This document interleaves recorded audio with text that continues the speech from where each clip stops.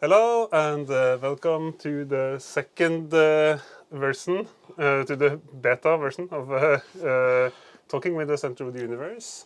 And today I have Daniel, aka Captain Credible, here in the studio. Welcome. Thank you very much. It's a pleasure to be here. I've been watching this show from day one, from the very first episode, and it's been exciting to kind of follow the progression over the years. Weeks, and finally to be here myself. Finally to be here, it's a kind of it's an aim for you artistically to end up in this show. Yeah, that's why I started with. We have a lot of people watching actually, but more and more now. When we have exciting guests like you, and I'm going to interrogate you with the questions about your artistry. And first, there was a question about the jingle. The jingle is a drawing. Oh, you mean for me? Yeah. Yeah, the jingle is a drawing made by my daughter. I'm really happy for it. And the first question for Daniel is, if you have a look here, why do you build your? Is that the first question? Yeah. You told me about all the questions before we started. Yeah. But I'm not very good at following along. So. Because the problem with that being the first question is there's such a long-winded answer to that. Yeah, but you could have a short answer. And, Let's have a short answer. Later in the show, we'll have some quick questions, and later in the show there will be a longer demonstration part. Yeah. Okay. Yeah. I mean, the reason I build my own instruments still now is it started out back in the day when I started making music back in like 2006 or around there, probably earlier, really. Yeah. And it was just like most people my age in a bed. Well, not most people, but most people that made electronic music at my age, which isn't that many back then. You know, in my bedroom, playing with computers, making music, and then. It was really when I was asked to play music live that I decided that I didn't want to play music live the way I saw other people playing music live, because the way people played electronic music live back then was just by putting a laptop on stage and fist bumping a little bit. And just like it's now with DJs. Yeah, well, they have now a lot of DJs have their cool knobs and stuff, but still, I wanted to have something that was like fun to play with and that's like visual, especially because the music I made wasn't really the most easy to understand, I guess, is the word I'm looking for audiences that aren't used to it. So I really wanted to kind of be able to explain the music through what I was doing on stage. Yeah. And I wanted it to look different. And also it's really, if I wanted to buy all these musical instruments, all these MIDI controls and everything, it was really expensive. I was poor, like most musicians. I remember the first time I saw Captain Credible live, like 12 years ago, Sounds of Mu. Yeah. Probably. You had like a circuit band record player or something. It looked like a turntable, and you had this like air effects, Alessis air effects thing. You were like playing drums in the air, and it was, and I was like, what's going on? That's really fun. What was that record player? That record player, it wasn't a record player at all. That was it was a box stolen from a cafe, which they used to have tea in, little bags of tea, and a little kind of Twinnings box. And I drilled a hole in the top and put a potentiometer, just a knob, just like this one here, This one's not got its knob on it. Yeah. And then I just put a record on top of that. Oh, so it wasn't a record player in the first place? It wasn't a record player, no. I just put a record on a knob to make it look like a record player. Shit, I'd forgotten about that. It was really fun to use because you could kind of scratch it like a record player, but it was just a big knob. It was interesting. Yeah, but it's like we have to we will have more about the instruments later, but we have to continue with the really hard and dangerous question, where we actually have to fire a jingle.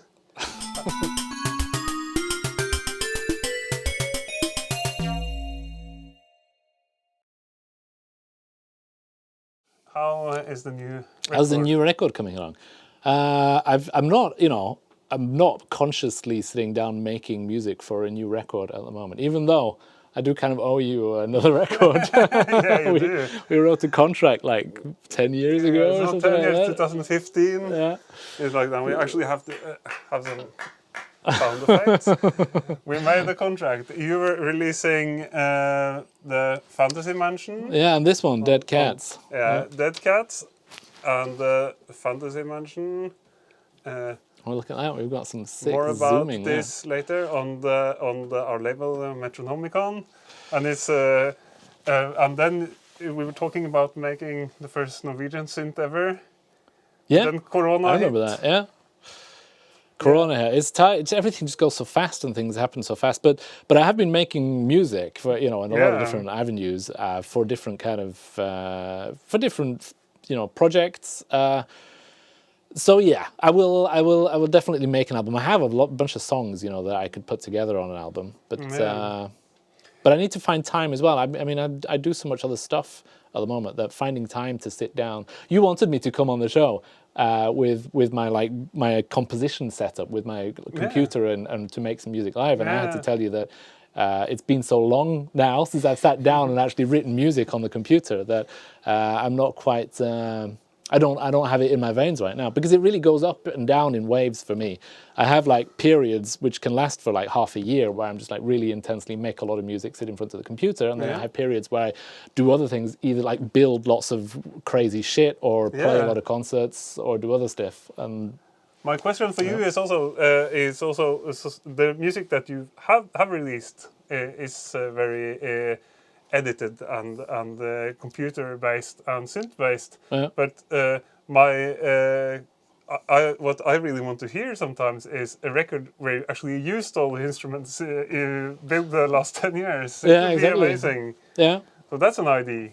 It is definitely an idea. It's a whole different scenario, I think, sitting down and composing music and playing music live. They're definitely connected in many ways, and the one inspires the other both ways around, really. But when I'm sitting down making music, I really like working on details a lot. I can sit for like half an hour working on like a 3-second part of a song. I can hear. And that's something you can't do live. No. Well, at least I can't manage to do that live. To put the same amount, to compress that half an hour into the actual 3 seconds that happens. So I don't really feel like I should. I understand why people would want to hear that, to kind of hear, because when I perform live, it's very gritty, it's very kind of dirty. There's a lot of mistakes, and that's kind of I like it like that. I'm not saying that I could do it any better if I wanted, but I really like the kind of the haphazard kind of punk attitude to just like break shit and see what happens. But when I'm composing music, it's not the same mindset, and I think if I composed music like that, then playing it live, I would have to make it even more shitty. Yeah, but it's a wish from it's a wish from you. It's a wish from me to have. Where is the applause? The applause going there? There it is. Yeah. There we are. Yeah, we are. Yeah, it's a. Yeah, so here, like and subscribe. There's a lot of stuff going on the screen. I love and it. Also a big up to Kristoffer, that is our VJ and streamer. And you're doing a great job, Kristoffer. Yeah, it's amazing. Yeah, don't give up. I'm trying not to be distracted by how awesome it looks like. It's super nice. On TV. But I at least really want to hear this like long form Captain Credible. That's maybe a little more chilled out. You did some of these remixes that is not as intense as the composed music. But you also composed for Ultima, didn't you? For like art music. Well, how was that? That was that was actually a composition for 36 speakers in an ambisonics dome. So that they had like a 5-meter big dome in a big venue in Oslo with 36 speakers, and the way it works is like 3D audio. There's loads of maths involved, and it sounds good if you're exactly in the middle. But if you're sitting like 2 meters out to the side, it doesn't really work. But it's very fun to compose for that, because then you're not just like panning. You're not just like working with music on a kind of 2-dimensional plane like it often feels like, where you're just kind of going forwards in the stereo field. in time, you can move things around in 3D space and do interesting things. So that was very fun. And the idea at the start was to make something a little bit more experimental. And I think what I made was something that was a little bit more experimental, but it was still pretty kind of Captain Credible. It was still like intense electronica with beats and screaming and lots of robots. I also built 32 robots to play the piece as well. So there was 36 speakers and a bunch of robots around about in the audience playing different things. Amazing, amazing. It was very fun. Yeah, very fun. But I don't think I kind of really took the opportunity like I feel like I should have to kind of just completely go off the rails. No. So, but you will have another bestillingsverk, as you say, in the commission. I'm already talking to a few other composers and that's the nice thing about bringing in other composers that are contemporary music composers. It feels like if I have a collaboration with someone like that, then it's naturally going to be drawn in a more kind of far outside of my comfort zone kind of area. So I think I'm looking forward to that. I think it's good actually for your music to have this utfordringer. Yeah. You say to have what is it? Challenges from because I really like the high energy super edited stuff, also the videos. But but sometimes it needs to crash into something, and you need the contrast. I agree. I also think that that's something. I mean, like we were talking about earlier, having a more kind of accidental or more kind of more like the live set flow to the compositions, I don't really like. But to have something that's more, forcing myself to do other things than what I'm used to do, I really think that's something I should strive for in my music. And talking about that, you had a great run this January at the Jamuary hashtag, where you did a song each day. Yeah. And my highlight, a little video each day with the song, and the highlight for many people was where you had the song with your whole family singing and playing. Will we see Kelly Family 2.0? No, I don't think so. I mean, you've got kids as well, and you work with music, and it's. I think always with kids, you really want. There's like something you really want them to be when they grow up, but that's not for me to decide, right? No, of course not. If that so, and the danger is, of course, pushing your kids and pressuring them into doing things that you think is cool to do. So when we do things like that, it really has to be kind of because the kids want to do it. Yeah, but that's the right. It's like the prodigy child, like this prodigal child thing. I always think when there's like a kid that's really good at playing golf or playing the piano or something, I always think the parents are really bad people pressuring the kids into practicing and stuff. But exactly. I feel like. Your daughter is a great singer. Yeah, she is, and she really enjoys singing as well, which kind of makes it even more important not to kind of ruin that joy by kind of over pressuring, in different directions, and letting her find her own way and play with music on her own terms, I guess. Yeah. But there's I definitely think that things like that are going to happen again in the future, but it's not up to me to decide when and how. No, of course not. And where. Yeah. But it gets a really nice human touch to. You're often very technical.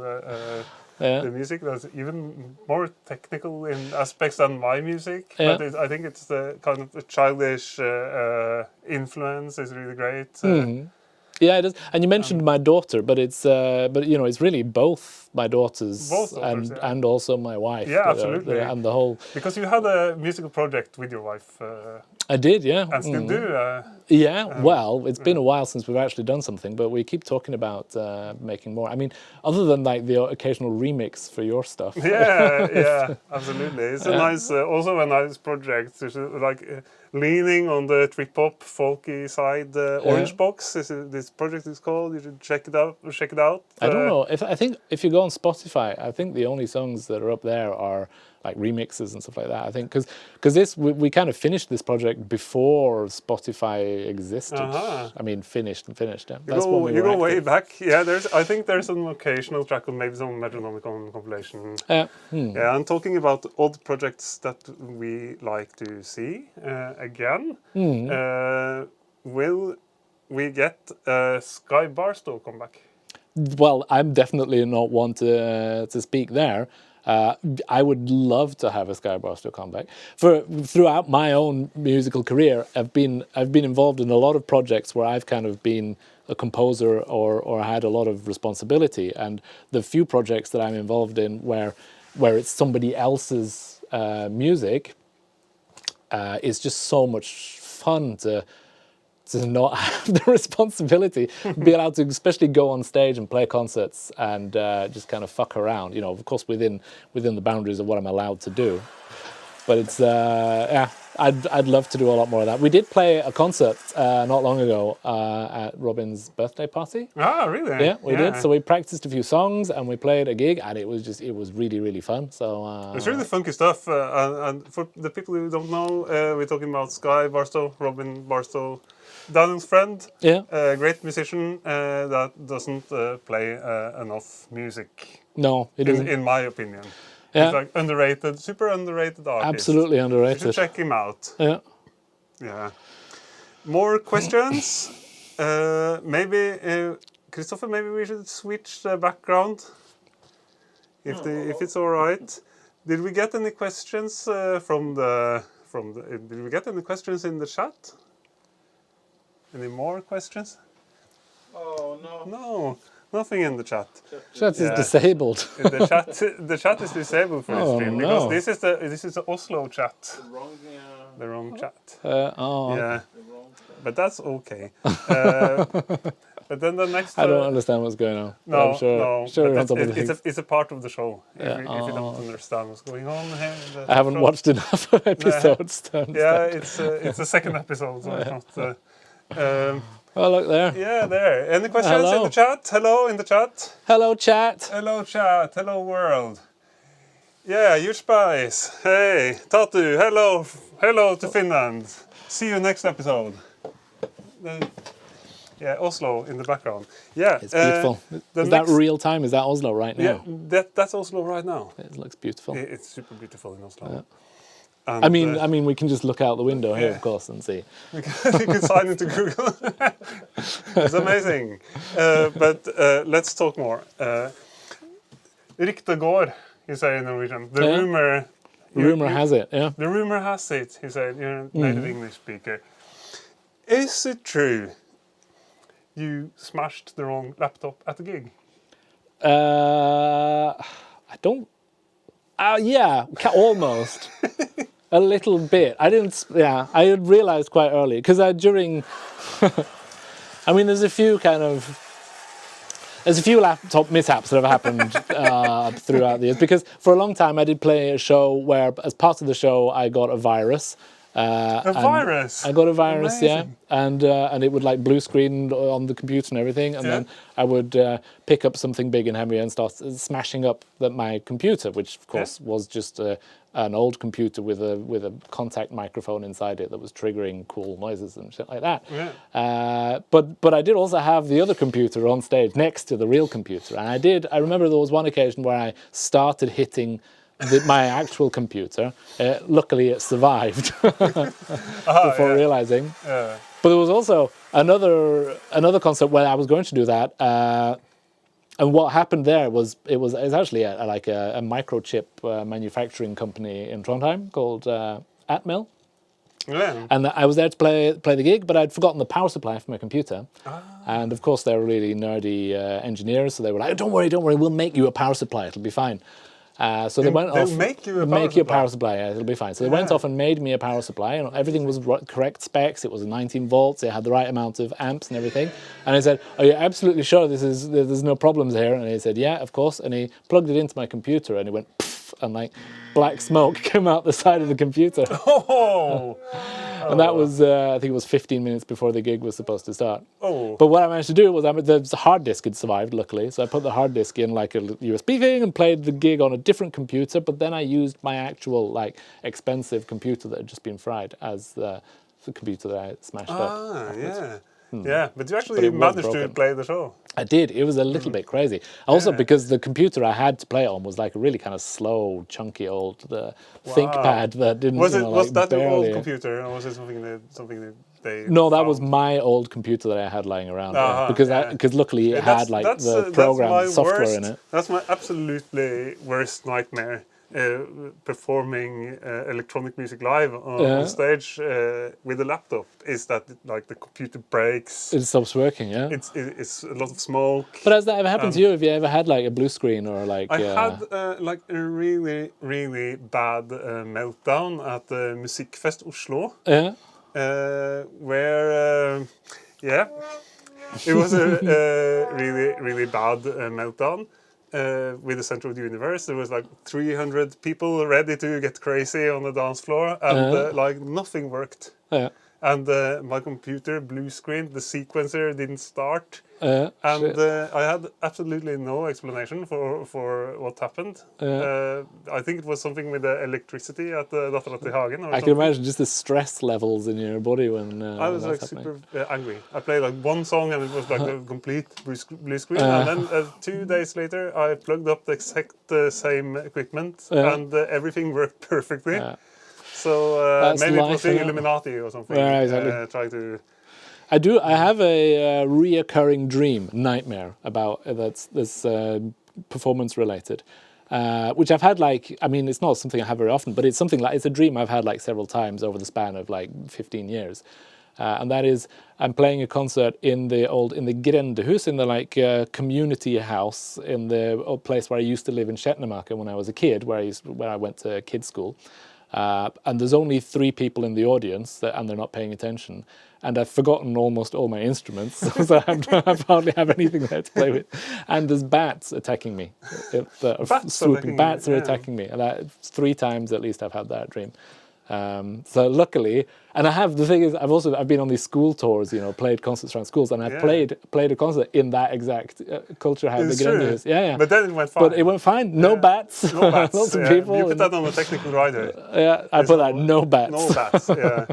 Yeah, but it's a reoccurring nightmare for all electronic musicians. I think I also switched to a hardware setup for some of my projects, and just to avoid these computer problems at gigs. But still, there is like a little computer inside of the sequencer, so you're not going to escape. There's always something that is going to go wrong. So I think you should just embrace it and pack a panic cable. Panic cable. The panic cable. You didn't hear about that? That's a good. What's that? It's a good cable to have for electronic performers. You put some MP3s on your phone, and you have a mini jack into your phone. Oh my god! And then I have something to play. So if like everything goes wrong, Kelly Family or something like that. Yeah, or on my own music. Or when I play with Kenneth Lee, and it's like the backtracks. So he could, if everything goes wrong, if the MPC blows up, I can put in the panic cable and fire off some backtracks and be like EDM hero. That's my advice to all. That's a good advice. I've never done that. I've never had a packet. Yeah. I always try to make a setup. Fatality. Yeah, well, I try to make a setup where I can, if the computer melts down, I can still get away with making some weird shit with other things while I reboot the computer. Yeah. I used to, because this happened a few times when I was playing live back in the day, and I used to make poems up on the fly with. Used to have a microphone, because that's an easy way, I think, to kind of draw something out a lot of the time. I have a microphone, and I have a few synthesizers that can make like slow, wavy drones and stuff, and wave my arm around, and just kind of improvise a poem while I'm rebooting my computer. That's why I have the poems at the gig. Yeah, that's fine. Yeah, I also used to have a sequencer. I have a sequencer with some stuff also, but the bad thing about Dattera til Hagen, this Musikkfest disaster, was that wasn't playing either. Yeah, exactly. And then I gave up, and then I went home, and I was like, that sucks. yeah, that sucks. Yeah, but maybe it's time. Someone in the chat there. Yeah, Can I someone. give a shout out to Insect God. Insect God. Hi. Thanks for the fancy mention. You're welcome. I hope it's not produced any magic smoke, and I hope you're still in this dimension and there's no Pearlington Demon Gates that have been opened, because that has been. I'm not saying we've got a lot of complaints about that, but it has been known to happen. Yeah, stay safe out there. I think maybe it's time to straighten the green screen a little bit. I really kind of like the wavy feel we've got back there. I don't know about you. Maybe we should up to the chat whether they like the wavy green screen or... The wavy green screen? You like the wavy green screen? I like it, yeah. You like it? Yeah, then we keep it. Adds another layer to the... Yeah, it's like a wavy green screen. I've been working too much with green screens, yeah. So I don't have to get rid of everything, but it's nice, I think. But maybe the time has come to jump to the next question. Depends what the next question is. The next question is kind of obvious. We will come to that sooner or later. Can you show us how you make music here and now? I can kind of show you how I make music here and now, kind of sometimes. I make music in a lot of different ways. Sometimes I sit in front of the computer, sometimes I build weird shit and make... And that kind of ties into what you asked me in the beginning, why do I make my own musical instruments? Because to begin with, it was what I told you earlier, that it was because I didn't want to sit behind a laptop and just kind of wave my fist in the air. But once I'd started making musical instruments and used them to play music live, then I quickly had found out that it was very inspiring to have weird and different ways of interacting, and that the tools I use to make music, they affect the music I make, to such a huge extent that it became kind of a mission to try and make new, different ways to play music and to make sounds in order to kind of be inspired and to start the composition process by building tools and instruments and then trying to use them to make music and to see what happens from that. So that's why I use a lot of like helmets and candles and things like that, and robots and things like that to play music. I didn't bring any helmets or candles with me today. I'm sorry, but no, but you brought a lot of stuff. I brought a lot of garbage. A lot of garbage. Yeah. And my hope is I can't really find this sounds today. Yeah, it's like let's give him a big hand. Okay, so should I just make some music then? Yeah, but you can tell, what is this? I've never seen anything like this. This project actually started, because I've been building robots and shit like that for a long time, but this project that I've got parts of here in front of me started when the museum in Oslo, they all do a lot of like teaching kids technology and programming and things like that. Teknisk Museum, yeah. That's right. And they were introducing this little, it's a microcontroller, it's a little computer that you can program. They were introducing this to Norway, and it's being used to teach in Norwegian schools right now. And they wanted some kind of interesting, creative, artistic, musical way to kind of introduce this to people and to be able to teach them programming in a way that was fun. So what I built for them was a robot orchestra, and they used the robot orchestra to play concerts and to teach kids how to kind of make music and stuff. So, and it's still at display in the Technical Museum. It's still there, and they still use it actually quite a lot to teach. So they have school classes visiting the museum to learn how to make music with and build little robots like this one I've got lying in front of me here that drum on different things. And program music, so it's a fun way to learn about programming. But anyway, what I brought here today is some kind of modular parts of that. That's because after I built that installation, I was asked to build a few others at other museums, and some of the museums wanted things that were portable that you could move around. So I started building them, and then I realized I really need some of these for myself. Some of them that I thought were quite fun to play with, at least. So I bring these with me around, especially when I'm holding workshops where we build robots and stuff. It's fun to have these toys with me. So what I have today is I've got this little box down here, which has a drum machine, which I can remote control from my thingy here. And it also has a little FM synthesizer, which Jørgen has tweaked to the point where it's not actually making any cool noises anymore. What I do then is I just turn it off and turn it on again. Yeah. So it's back to that. Oh wait, look at that. That doesn't have any sound. That's interesting. There we go. So yeah, so I can kind of play it with my little fingies here, which isn't very fun, but I can also sequence it like this. So I can get it to play this chord every time it gets to that point, and then I can also like, it's a step sequencer. Probably, if anybody's watching this now, they already know what a step sequencer is. No, I'm not sure. So I can kind of play with this, and then I have a bunch of these little rabbit robots around about the place. If I just kind of mute these two, I can control them in unison, like this. And what these do, I don't know how loud this is for everybody, but they basically, it's plenty loud, exactly. They have these little, on the underside here, they have a little piston almost that sticks out, and it uses this little piston underneath to bang on the table or whatever it's on. They're also magnetic, so we could probably, if this isn't aluminium, which it is, we could... if we have a symbol here, we might have some... And then it would just be too loud. But they can hang on walls and things like that as long as it's magnetic. And then also, today I also brought Bob. But how is this working? It's wireless. It's wireless, yeah. Yeah, and that's in the Microbit? Yeah, that's this part. So if I, look, now they're not playing, but if I turn them back on, and I just yoink this out, the sequencer is still running. I like how there's little holes in my sequencer so that you can see space. Yeah. But it's not sending any radio messages. So on all the different boxes, all these have little microbits inside them. And here on this boy up here, there's a little microbit, which is the wrong way around. I can turn it around so you can see it there. Which is receiving radio messages. So that if I plug this back in, let me just turn only that one on now. Plug this back in, you can see that the little light on this boy here as well is blinking as it receives radio messages from the control unit over here. So yeah, that's what that is. It's remote controlled. And in addition to these, I've got this piano here, which is a little bit, it's seen better days, I've got to be honest. There's some of them that aren't quite working, but I've got some notes here that do work, right? We can kind of make do with what we've got. The fun thing about musical instruments like this is that you can make music with them that you couldn't make otherwise. Like, I can play the piano-ish, but I can't play this on the piano. Especially not if I go like this and add these up here. I definitely can't play this.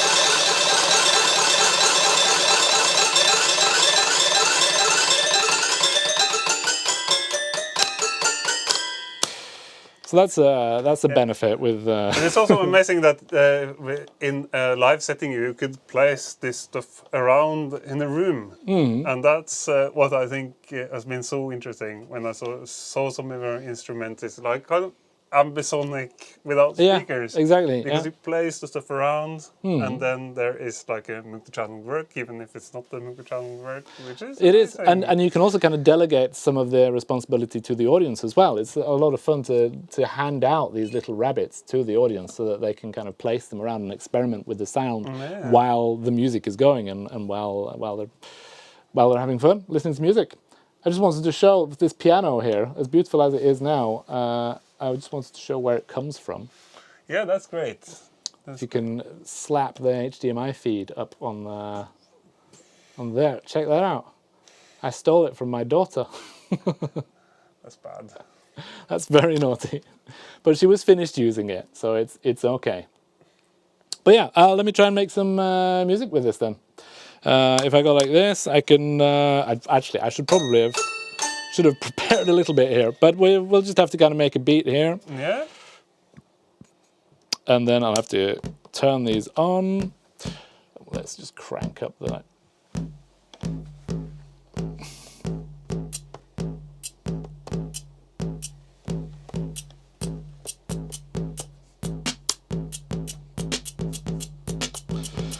Add some chords maybe, I don't know. Minor chords. You can tweak the chords there as much as you like. Yeah.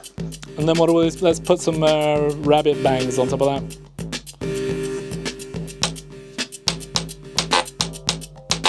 Then I've not really programmed much yet here, so I'm gonna have to kind of skip here and go like this. Oh yeah, of course. Let's go like this. There we go.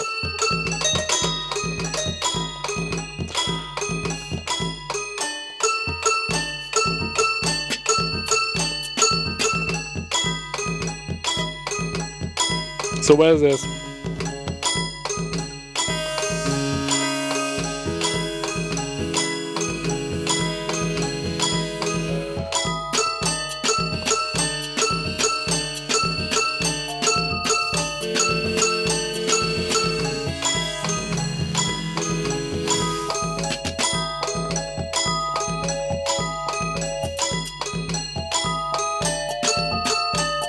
Okay, let's add some rabbits into this.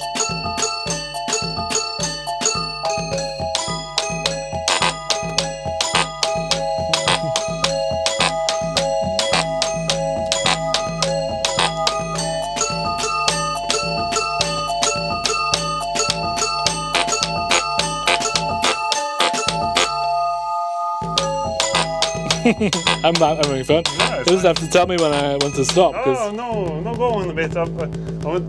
I can't like take my fingers off this little Mega FM and start. This is sick, isn't it? Volca. Check this. It's a Volca FM. It's a Volca. It's not a Mega.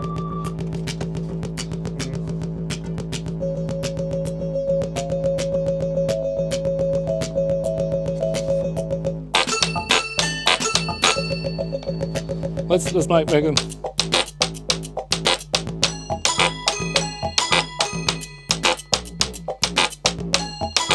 It's getting a little bit chaotic, isn't it? No, it's good.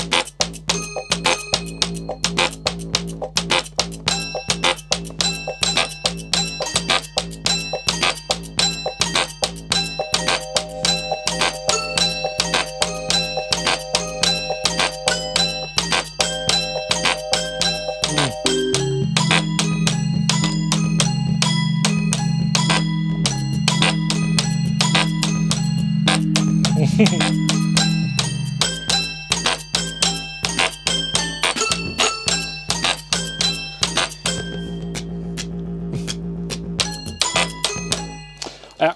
It's nice.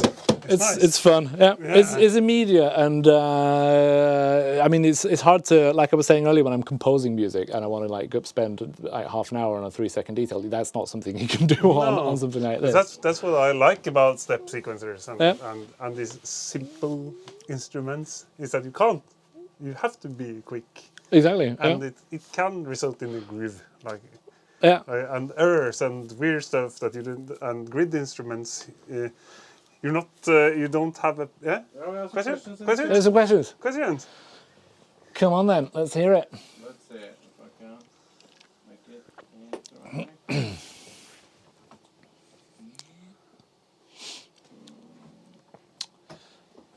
Yeah, can you see it? What is the name of this? Oh, sorry. Which one should we read first? whatever. Is what is the name of this Orchestra. wonder piece of music? The name of this is Fleshy Legs. That was a bit gross, actually. But that's what it's called. That's how it happens. Were there any other questions? I have to put my glasses on if I'm going to read everything over there. The way the green screen. Haha. Why is it called Fleshy Legs? That's because that's the first two words that popped into my head right now. And as my wife will tell you, I really like to have names as quickly as possible. I think our daughter, I named our daughter probably like within 2 minutes of having met her.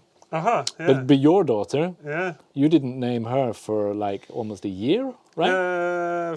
Didn't you start I- getting letters from the government saying you need to? Or am I mixing this up with somebody else? that is true actually. It Yeah, took you some did. time. Took It some wasn't time. a year, but it was like maybe months. Yeah, exactly. Because we were like kind of having discussions about should it be this or should it be that? And I wanted the palindrome. Yeah, exactly. Yeah, Of course. but it took some time, and it's easier to name songs than to name kids.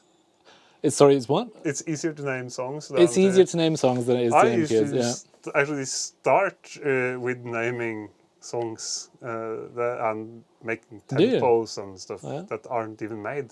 It's like often for me it's the other way around. It's like I want to make a song that's called, It's called this. Okay, yeah. And then you or see I where want to that make goes. an album that is called this even. Yeah. And then the process of writing the actual texts and music starts. And that's cool. It sounds like a good way to do it. It's interesting, like the way you approach music, and there's so many different people that have different ways of getting into the how to start a song.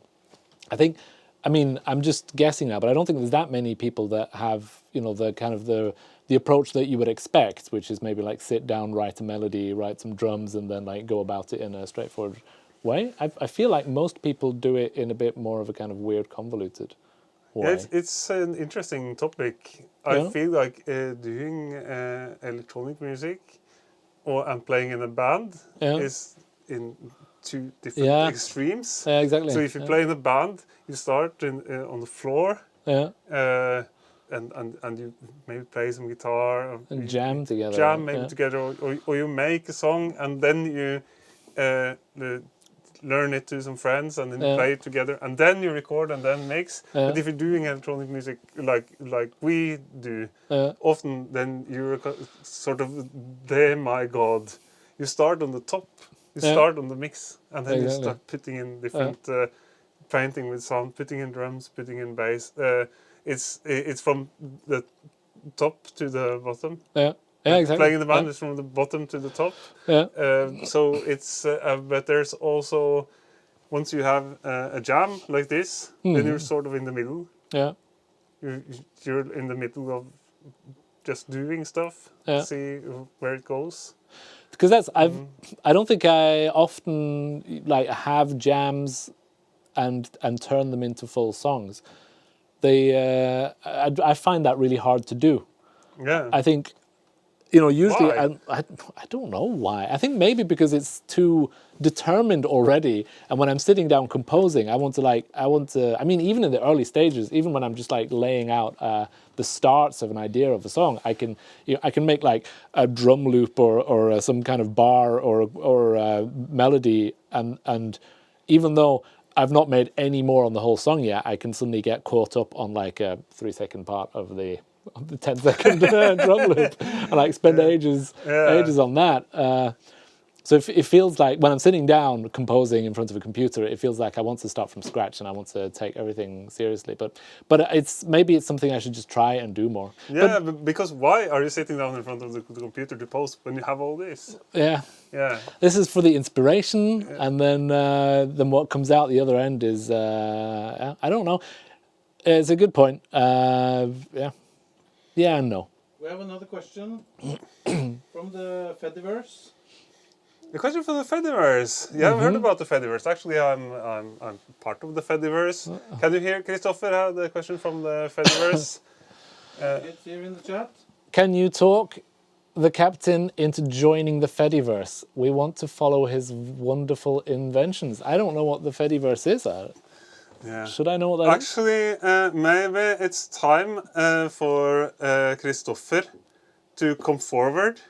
Or is it not time for Kristoffer to... Maybe he could have my mic and talk about a bit about the Fediverse. Yeah. We'll come here and talk about the Fediverse a bit because I'm feeling Hello. Yeah. Yeah, come into You need to come around here. What do you want to know? This chair is a little shaky, but you come, This is brilliant. Look at this chair. yeah, this chair is breaking. It's split in the middle and it's gaffer taped together. It's gaffer taped together, but maybe... But it's still split. Yeah, it's still split. Does the gaffer tape help? It will carry Kristoffer. You can talk a bit about the Fediverse. I love it. It's brilliant. Yeah. Hello. How do you clip it? Clip it here. Yeah. Yeah. So explain to me what the Fediverse is then. The Fediverse is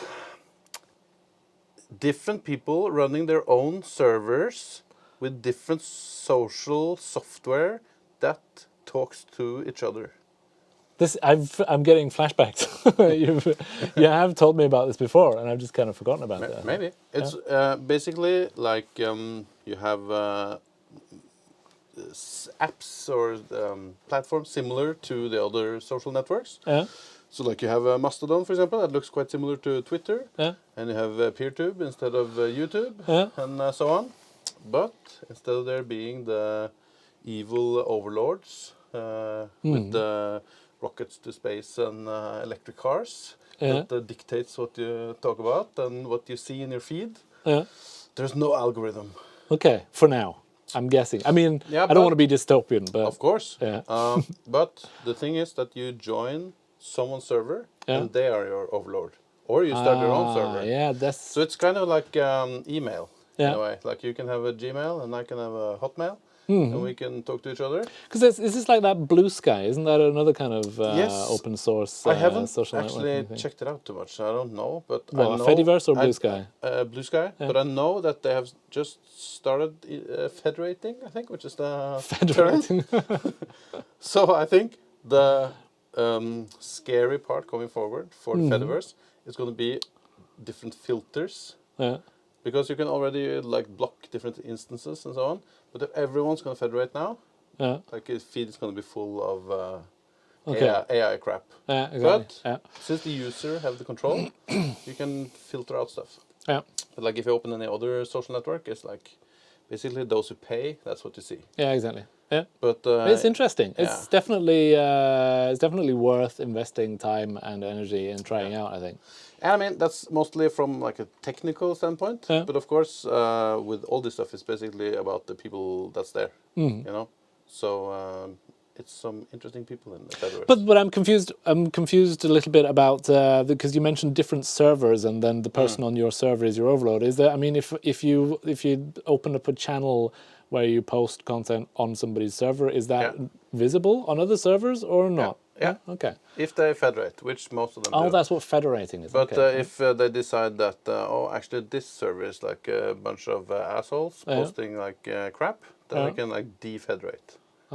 Okay. Yeah, understand. Cool. Yeah. All right. Yeah, I'm game. I'll sign up for that. Do Sounds it. like So now I have to find the right instance, that's called, the right server. oh my god, sounds like lots of work. Yeah, that's what you get for Yeah, not exactly. signing your life away Exactly. to the overlords. Yeah. Yeah. Okay, Cool. I think that's my improvised Fediverse explanation. It was very good. Yeah. I totally Sorry, understand that. Fediverse, it was not that good, but he joined, so I think we're all right. Yeah. Yeah, talk for my. It's also supposed to be. Is it a? Is it a combination between universe and federation? Is that true? Is that what it is? Yeah. Because I have, I had a friend from Bergen that used to play in the band Casio Kids. It was called Fredrik, Yeah. but it was called Fedi. Aha, So that's what I thought immediately, that it was some Maybe it kind of was his, slang for Freddy. universe. That it's some kind of social media that's just for people that are called Fredrik or something Yeah. like that. Yeah, there's a lot of people called Fredrik. But this sounds better. This sounds better. Yeah. I think maybe we are.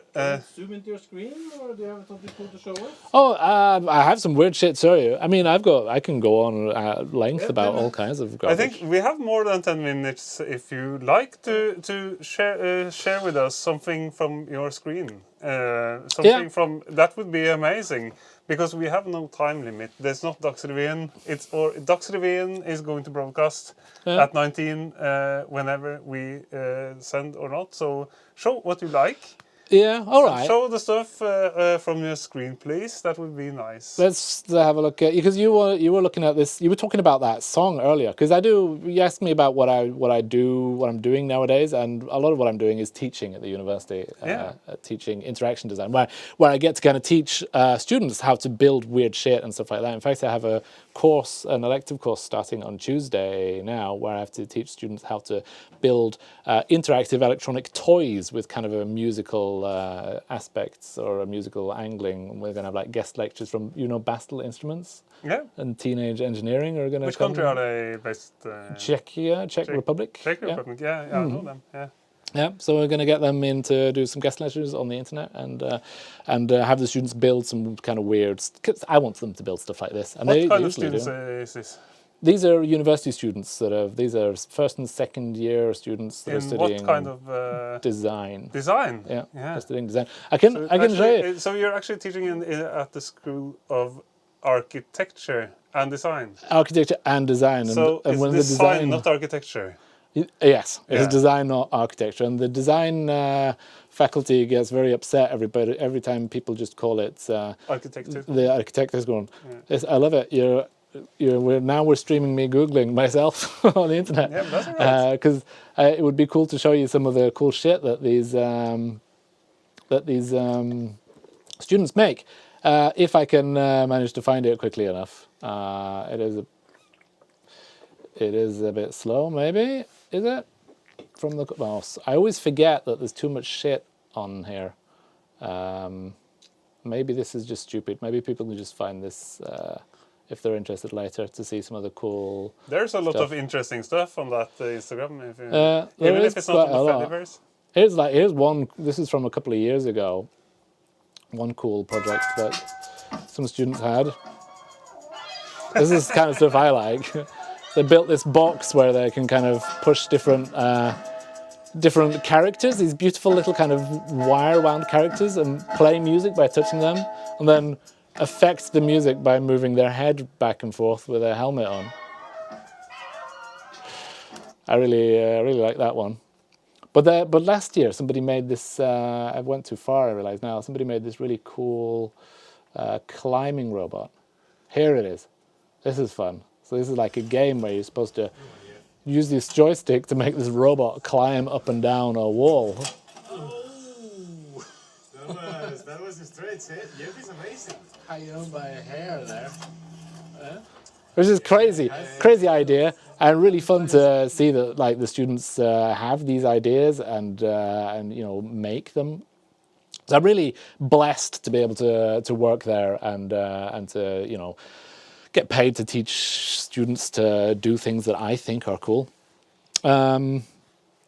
Yeah, that was, I don't know what I was going to show you. I mean, talking about what I do nowadays, that's kind of a big part of it now is teaching and making things and holding talks and, going to conferences and stuff like that. And that's, also what a lot of this is. It's stuff I use to make musical tools, but it's also used, as a pedagogic tool to teach programming and to teach kids how to use technology and build robots like these things here that we build. Like, I have a workshop every month at Dijkman where we usually build robots or solder together circuit boards and stuff like that. That's amazing. It's amazing stuff. Everything. It's fun times. Yeah, it's fun times, but it's also if you have the chance to go to Dijkman to build some of these guys. I've been there. It's super cool. It's an easy way into music technology. This is also what I like so much about your style, and you're making it accessible to people. You're making the music technology and digital stuff accessible to people, showing it's not that difficult, because I feel like there's a lot of gatekeeping. And people are saying like, "Oh, this is my art. It's so complicated. You could never pull this off." Exactly. So I it's totally the other agree. way around, and you should have a big up for like keeping it accessible, even if it could be complicated. Talking about complicated, we have another question here. Is it a complicated question? Yeah. The bottom one here, can you read it? It says, Mr. First Har of the stream, is there any code details about the wireless transmission of note data across the microbits? There is the whole setup that I use here is a framework or a library, you could call it, that I call the Microbit Orchestra. Which is under constant development, and it's on GitHub. So if you Google me on GitHub, you'll find this and a lot of other code that I'm working on at the moment, which is which makes it easy to kind of build either like a receiving item or a microbit that can receive these notes over radio messages, or a microbit that can send these notes over radio messages, and a synchronization system so that you can have like multiple different transmitters that different students or different people can be using, up to 16 realistically. If you start having more than 16, then the latency just gets out of hand. To synchronize and build an orchestra, which is which should be kind of easy to use. The problem with coding for the Microbit is that the platform is frequently kind of updated, and often you get a new version of the code editor that kind of breaks old functions. So if you go and you try and use the library right now, hopefully most of it works. If not, you have to kind of go back to like previous versions of the editor. But yeah, it's out there online. I have another question. Also, if you have time to show, you've also been talking to me about the program Touch Designer, which is a free program for VJing. It isn't really free though, is it? I mean, it's free if you have like the resolution low and you don't use all the features, but it is a paid software Maybe it's as well. I'm not sure. Yeah. But, $600 for a regular license.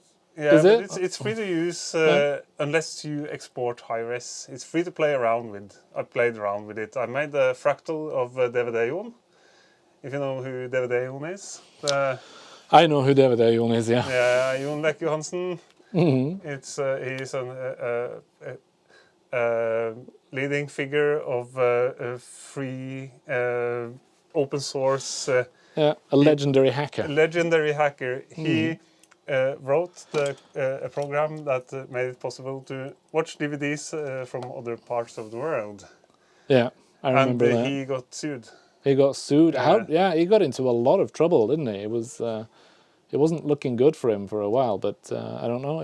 Because he was okay thinking it was a good idea that people could watch DVDs from other parts of the world. Oh, sorry. Oh my God. Sorry. So I made a fractal of the DVD one in Touch Designer, but I just scratched the surface. But that was free, at least. Yeah. Maybe it's probably expensive if you want a full version. Well, $600 doesn't sound that bad compared to what it is. I think that's a really good way to like have a business model. If you have to earn money, like a lot of people have to do on a product like this, then to make it free for the vast majority of people, and then make it paid when you need the features that you're only realistically going to need if you're using it in some kind of capacity where you're making a lot of money anyway out of it. It's a very nice way of it's a nice business model, but I think it's completely all right to charge money for good software. But I think it's not all right to have a subscription model of software. Exactly. I think like programs like I use myself, like Ableton Live, it's like they are not cheap, but if you buy a license, you have it forever. Yeah. I can use Ableton Live forever. And that's great, but programs like Photoshop and Premiere, you have to pay every month. And they auto update and it's a nightmare. It is. I mean, I use some programs like that, professionally, and then the problem is that the fact that because it's like a subscription and it auto updates, you work on a project and then you come back to the same project maybe a year or a year and a half later, and whether you want it or not, you've got a newer version of the software now, and your old project doesn't work anymore. It's a nightmare. I also ended up in this squeeze.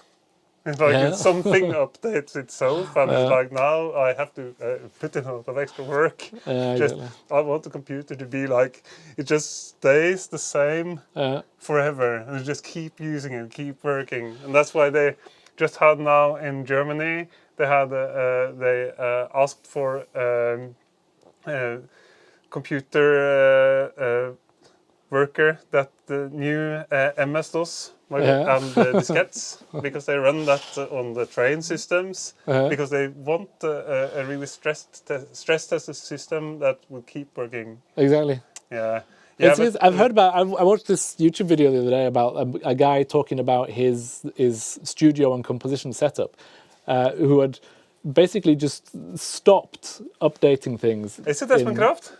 Maybe a Norwegian guy. Yeah, it's Espen Kraft, I guess. Yeah, that had like update in 20 years. Cubase version from like back in the 90s almost, or like early 2000s, and just has that computer locked down and has backups of the disk, so if anything breaks, you can just like get it up and running, and it's not connected to the internet, and everything just works.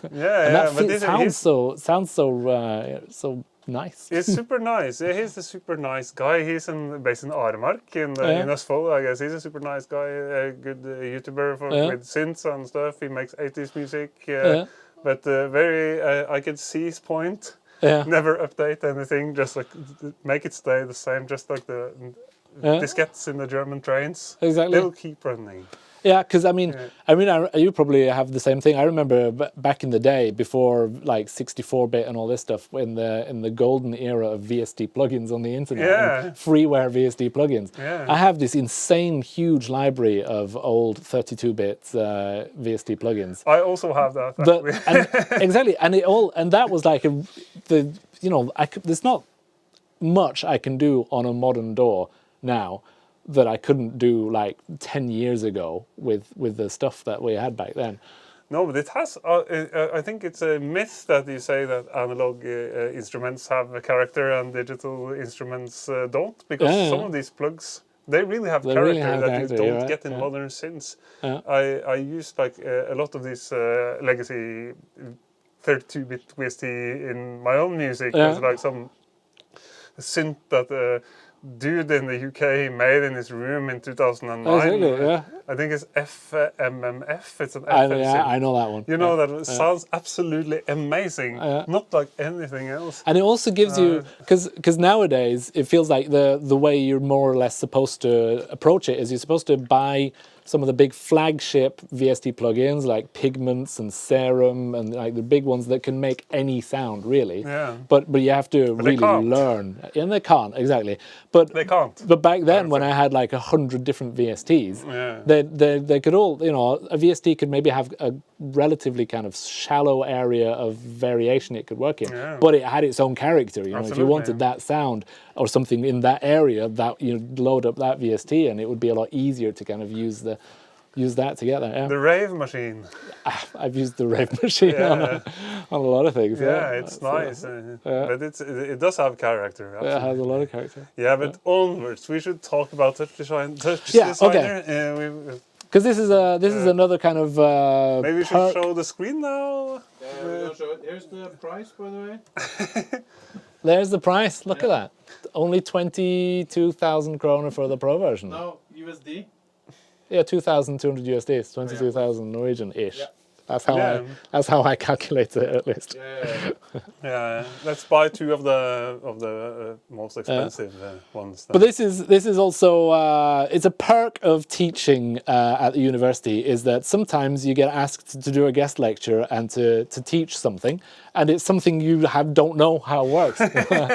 So Touch Designer, I've always heard about Touch Designer throughout the years, but I've never learned how to use it myself, and I've never felt that I had the time or the justification to set aside time to learn how to do it. But now, last Tuesday, I was asked to teach. Last Tuesday? Yeah. It's so fast. Yeah, I was asked to teach Touch Designer, so I sat down I sent my family off to Sweden on Sunday morning. Yeah. And then on Sunday and Monday, I learned Touch Designer enough to be able to do this. I'm nowhere near skilled at Touch Designer. Did you have any energy drinks or sweets in the process? I drank too much coffee. Way too much coffee. Because I couldn't really not wrap my head around this, so it is going to be interesting to see a little. Let me just see if this should kind of work now. I think there we go. I've got numbers coming in because the whole point was that I had to teach them how to use microcontrollers with Touch Designer and to send data in and out. Which is something, I can use microcontrollers and do stuff like that, but I didn't know how Touch Designer works. So this is what I built to learn Touch Designer. I think if I go like this and press view, then we get that in its own screen like that, and we can make it kind of big. There's better ways of doing this, but I haven't learnt it enough to be able to do that. And then I can press play here, and this is my wife singing actually. Yeah. And it's your song. That's great. And we've got the green screening of the music. I think. Didn't I make a thing to make it? No, I didn't. I don't think. I can move it around by moving moving this accelerometer around. I also added features to be able to kind of pitch the sound up and down. Wow, it's amazing visuals. what it is, right, Yeah. is a spectrogram, which is extracted from the audio of the track, which is used to texture the surface of a sphere. And the sphere, the surface is also displaced by the height of the spectrogram. And then the sphere is twisted in 3D space. So if it's really fun to play around with. It's really nice. If I go in here and find the sphere twisting part, which is here, if I disable that and that, then all we have is a sphere like that. So that's kind of the basis of it all. That's cool enough, I think. Like this easy shape. Yeah, that here you can see it. Yeah. Now it's like a slightly twisted sphere, and then now it's an even more twisted sphere. Do you think, Kristoffer, do you think they will hear us on top of the music now? Yeah. I think this is reminding me of the infamous Gans Graf video by Otaker. It's not quite as thought through, and it doesn't exactly develop over time. It's really amazing. It looks really organic almost. Yeah, it does. So it's definitely a fun, but it's Touch Designer. I think it's kind of like I mean, I'm sure you're familiar with like Pure Data and Max MSP. Yes. And Touch Designer is one of those programs where it's easy to get lost. Yeah. The hours can fly while you're kind of chasing some kind of perfect patch, and maybe you're never going to get there, or maybe what you've already made is good enough, kind of. So I think for my own benefit, I need to kind of be careful not to go down the Touch Design rabbit hole too far. Yeah, you end up in the VJ hole. Yeah, exactly. Yeah. But yeah, it's very fun, and I think if you kind of learn tools like this to the extent where you can relatively easily make something, that you have premeditated, this is what I want to make something like that, then it opens up a lot of possibilities in like video editing and making music videos and making live show stuff and stuff like that. I think you have to work quite a lot to make a whole VJ show for a live show in this program. You have to put in a lot of hours. I think so too. I would never go down that road myself. No. For one song maybe. It's but it's, I mean, I've spoken to you about this before. I've used other like shader toy, like GLSL shader thing stuff, code. That's code-based stuff that displays. I've made a few music videos using that, and MIDI coming from Cubase, controlling controlling You're shaders. The only person in the world. Which is, but it's fun because that gives you the possibility to kind of really make weird 3D shit happen in real time, in sync with music. And that's the nice thing about working with stuff like this and stuff like Shader Toy, which is real time on the graphics processing unit, rather than working on like Blender and other software where you make something cool and then you render it for a day. Yeah. And then you figure out, that it doesn't look quite like I wanted it to. Change something and render it for another day. There's one pixel missing. Exactly. Yeah. We saw a demonstration of I think it was GLSL at the Fredrikstad Animation Festival. This Tor Melin DJ. Yeah. He was. I was asking him. I always go up to VJs. Like if DJ would go up to DJs, I always go up to VJs after the show or before the show. I ask, what's your setup? How do you do this? What kind of software do you use? If we have time, I'm not going in the middle of the set. It's like, what's your software?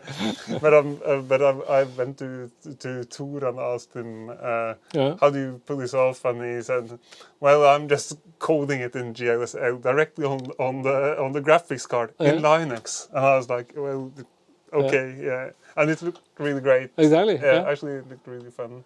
And it is, because I can understand how people would think that, oh my God, that's like super complicated. And it is really complicated writing these shaders in code. But the benefit, the fact that you then can see it immediately in real time rather than having to render. What even is a shader? It's code for a texture, and a texture can be like old school, like everybody's played Duke Nukem and Doom, where there's like colors and drawings on the wall. That's a texture. but it can also be a 3D thing in space, so that the screen. Can we is, ask for a bit of touch designer instead of the space, Yeah, Kristoffer? but first we can see here's some of Tor Merlin's. Yeah, let's see it. See if we can get it up on the screen. It's Ah. big key. Okay, I have to turn off the keying. Yeah. It's a bit rude to key, I think. Maybe for the next episode, maybe Kristoffer also should have a mic, because he's doing a lot of talking here. And it's So this alright, is, it's what's the good. name of this artist again? Tor Merlin. VJ. Amazing dude. And is this like, is this captured directly from the video output, or is this like recorded on a screen, or it's with a camera? Projector. Yeah, You can see. because that gives it also a very kind of gritty aesthetic. Is this in Fredrikstad? Yeah. It's amazing stuff. I was like, wow, how do you even do this on Linux? Yeah. Nice. Yeah, but maybe it's time to cool off this Should we little cool off? session. Yeah. If you don't have anything more, I have a I have couple of no. more questions. I think we can. We could. I want to ask. Did you hear? I want to have a little gift for you. Yeah. And a little bit of self-promotion in the same time. I didn't think this is the perfect album brilliant. to have on the green It's screen. an invisible album. It's an That's amazing. invisible vinyl. Yeah. It's a new trend. What's the name of that cloak that Harry Potter has? It's like I didn't actually think. My question is, did you great. hear the Long Player album, and what's your opinion on it? I did hear the Long Prayer album. I really like it. I mean, I really like most, if not all, the music that you make. And it's always amazing how much music you manage to make, and how much good music you manage to make. So I've always been in awe of that, of the the level of quality and the amount you can manage to output, and always have over so many years. It's at some point I had to just kind of try and ignore it, because it's for it to not to be demoralizing. But it's because I don't do all this stuff anymore. It's like I do like some like occasional circuit bending, because I do little music every day. That's the reason actually. But thanks for the compliment. But it's all very good I'm as well. not fishing for compliments. I'm just thinking it would be nice to have some gifts. Thank And you. there's I've got a gift for you as well. Really? Yes, I have. Really? Because I noticed all your MIDI controllers and instruments are really big. Yeah. So I've made this for you. It's minimalism. It's a small boy. It has everything you need. It has 2 knobs and 2 push buttons, which is, if you're ever mapping more than that, then that's too much mapping. It's yeah. Actually, this is a folk music DJ mixer. Exactly, it is. Because it's a folk music DJ mixer, because you could have like 2. Yeah, this is like volume. But you don't need a crossfader. You don't need. You can just crossfading. That's basically turning one up and the other one down at the same time. Yeah, but all these advanced DJs, they're talking about rotary mixers. What are they talking about? They have like huge knobs. I feel like I'm always asking DJs, where's the crossfader because they love this rotary mixer. But this is here you have this is kind of the same style as the rotary mixer. It so is. the hipster DJs, they will be really upset that I have USB-B. Proper USB-B, yeah, as well. It actually uses an 85 microcontroller, which is not supposed to be able to talk over USB. So the code to make it work over USB, I can't remember the name. It's a woman that came up with an ingenious way to make it work. And what it does basically, when you plug this into your computer, it spends the first second or so, using all its resources to pulse a pin as fast as it can to pretend to be a very slow USB version 1 device from the 1990s. And then it can convince the computer to talk very slowly with it, and then it works. Really? Yeah, really. So it's a chip that's not, which is I like this in art and in music and everything. using things that weren't meant to do what you're doing with them, and hacking and making something different. And this is a MIDI controller made with components that were not meant to be able to do that. It's amazing. I think it's everything you need in a DJ mixer. You have play for one song and or for one deck in Traktor or Ableton or maybe even Rekordbox, and you have play for the other deck, and you have volume for one deck, Exactly. and you have volume for the other deck. If I come next time you're DJing, I come and see you have anything other than this on the table, I'll be very disappointed. I used Captain Credible, the MIDI controller. Oh, the bigger one, the big brother for that one. What is it called again? Plank, it's called. The Plank. I actually used that as a DJ mixer on several gigs, and then I remember after was like playing for like 500 people with only the Plank and the headphones and the sound card, and you were saying, "You're using that? It's super buggy. You're crazy." But it worked for the night. Yeah, but the gifts should continue to flow. This is kind of a re-gifting, or maybe bringing it back. And it's also a question: will you bring this harmonium back to its original? Back to its original home in Nesodden? I guess I'll have to. This is my wife's harmonium. Yeah, it is. And it belongs in Nesodden. The keys are falling off. It's not the best harmonium, but it's like you have to. I think it used to be better than this, but right now it's a harmonium where you can, if you pump really hard, you can play 2 notes at a time. You can. Maybe you should have some like adhesive or something in here. Yeah, maybe that's it. I don't know what's wrong with it. But yeah, of course. Thank you. Yeah, thanks for looking after for me. It's been there for years. I can't like really remember. I don't want it to break even more. This is actually my wife brought me this as a gift from India when she was traveling in India when we were younger. So it's come a long way. It's come a long way. It's Definitely. Probably on some metronomic. It's really interesting to see like inside, see the workmanship on something like this, because I imagine this is probably made for tourists, don't you think? Do you think so? Or is this what like an average off the street Indian harmonium looks like? I think it did have more sound in this. Yeah, but I'm thinking about like the keys underneath. It's like you can tell that it's just like bits of found wood that are kind of, poorly sawn. I'm not meaning to kind of rip on the. I'm not saying I make things any better than this myself. But maybe you should robotize that one also. Yeah. So if you have like a little robot pushing pumping here, on the back, pumping on this, and do the same sort of, and you have some adhesive and some stuff on the bellows. Yeah, exactly. And the problem is some pushing here, and it could be like MIDI. Yeah, it could be. The problem is that I'd need like 3-phase super high power input to be able to push the bellows fast enough to get it to work. Yeah, maybe if I have something going around that is like pushing in, it should. Maybe some of your students. Students. They could find the design students could find a genius way of pushing the bellows. They could. How fast it could be. That can be the next. That can be their brief for the next semester. And just then you play the Darude Sandstorm on the harmonium, and you get a lot of hits on the internet, and you get get famous. Yeah, maybe last question for Daniel. Go on then.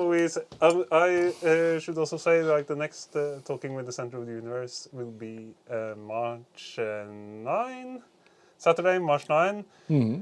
Hope to get Mesak from Finland. Talking about music, maybe spin some records. Absolute legend. Absolute legend. I hope so. So the last question for you before we say goodbye is something I ask everyone. Is there any bands or DJs right now that we should look out for? What do you mean? Because they might come and mug you on the streets, or that? No, I'm more about if you.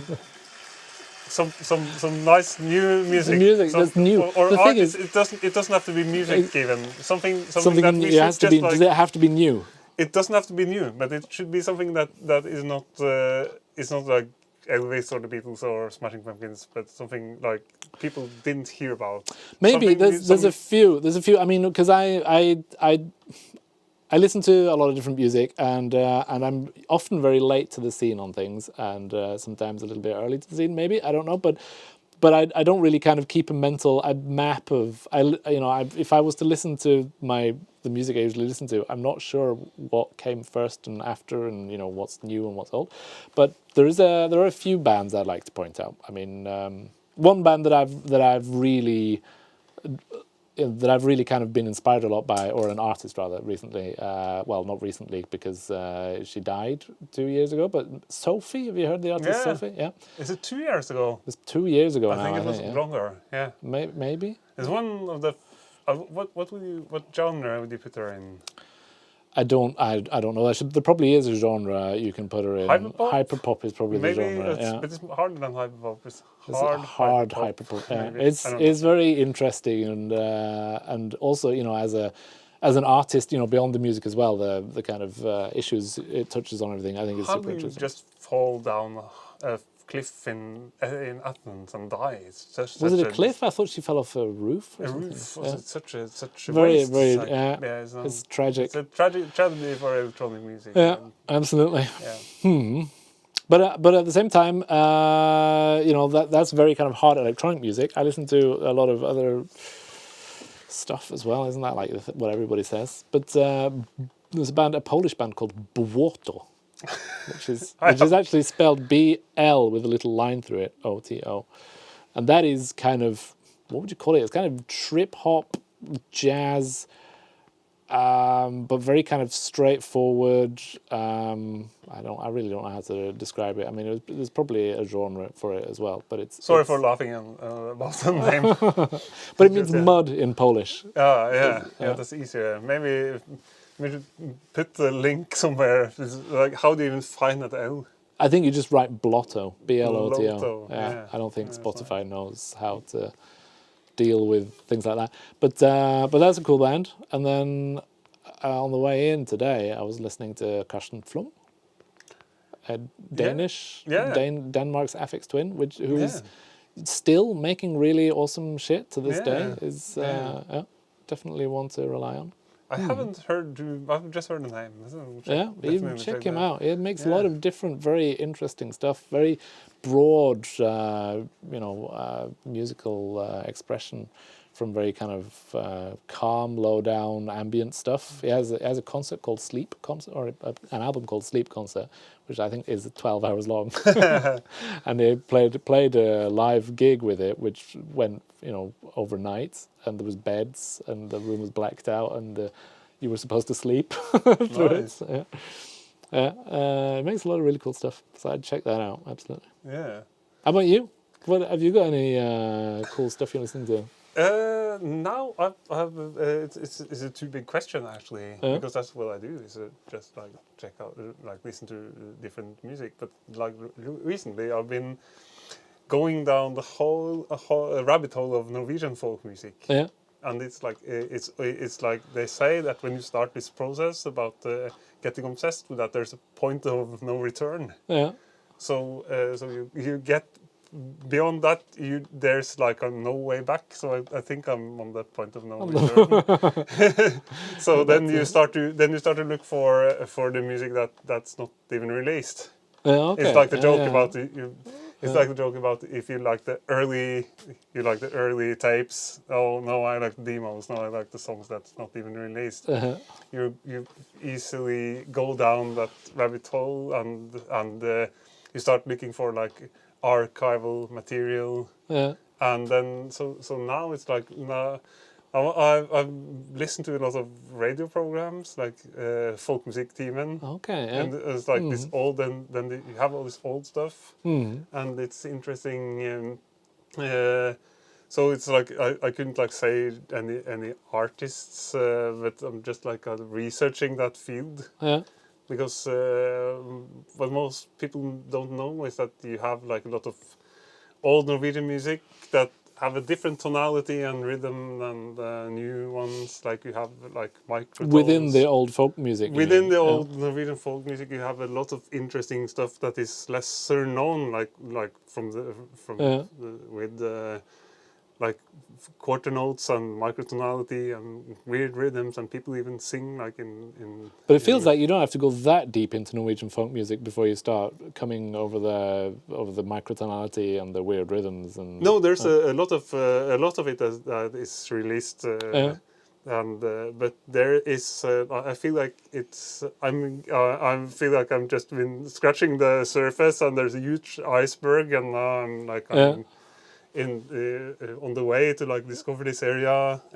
So it's interesting. It's just like a continuation of my obsession with like folk music and traditional music from around the world. Yeah. Now I've like suddenly came to my own country. Exactly. So it's but I've kind of balanced that with listening to a lot of electronic music. Yeah. And I've seen the worst series ever produced about Norwegian electronic music that is on NRK. Okay, but you're in that one, right? No, that's the folk music one. That's kind of okay. alright. But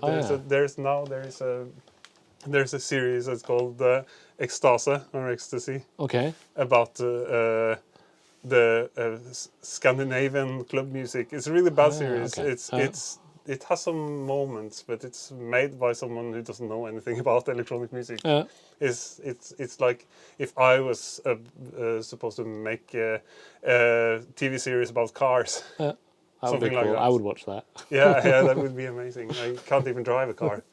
And they obviously don't know anything about electronic music. But there's some in the first episode. There's some good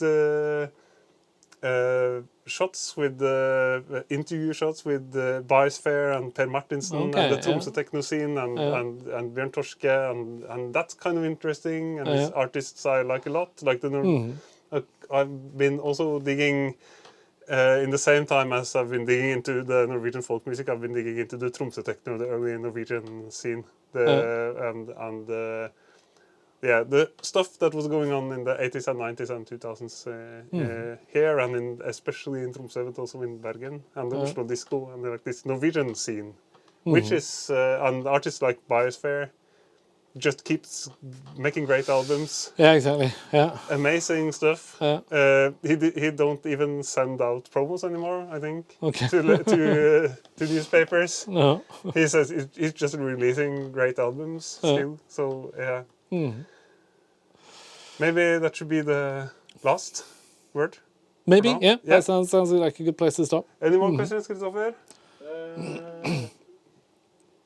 No, there's some Fediverse memes and comments on the small MIDI controller. Yeah. X-Fax here.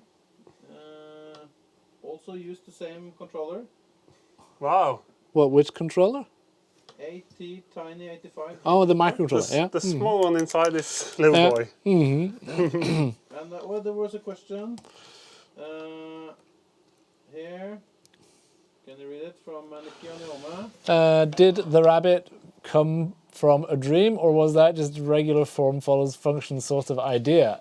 Actually, no, it did. I have had dreams about little rabbits, but they're also nightmares. I've had another recurring dream when I was younger that I was being attacked by tiny polar bears and rabbits. And the scary part wasn't that they were going to be able to kill me or anything like that. It was that I had to kind of kick them away, and they were so fragile, and I would injure them, and that would make them more angry. But that's, unless it's subconscious, that's not really where this idea comes from. I think you're right. I think it's probably just form follows function. I wanted to make something small, and it does thump on things, which rabbits do. They kind of, when they're warning each other about dangers, they it's actually hares that do that, not rabbits, I think. Anyway, yeah, it was an accident. It happened. Yeah. Daniel, thank you so much. Thank you for having me. Yeah, and hope you enjoyed this 1.5 hours of nerdy talking. Is it that long? Jesus yeah. We should have had Lisa here. No. Yeah, we should have had Lisa here. Who's supposed to be here, but was calling in ill. Let's see her another time to cut off some of the nerdiness, but exactly. also digging really, really hard into the nerdy stuff. And I think the people who found this corner of the internet also do. So it's been a pleasure. Yeah. And see you. Thanks to Kristoffer for doing the AV and sending us into space. And see you another time. And like and subscribe. Like and Like subscribe. and subscribe, yeah. A lot of like and subscribe. Always. Beautiful.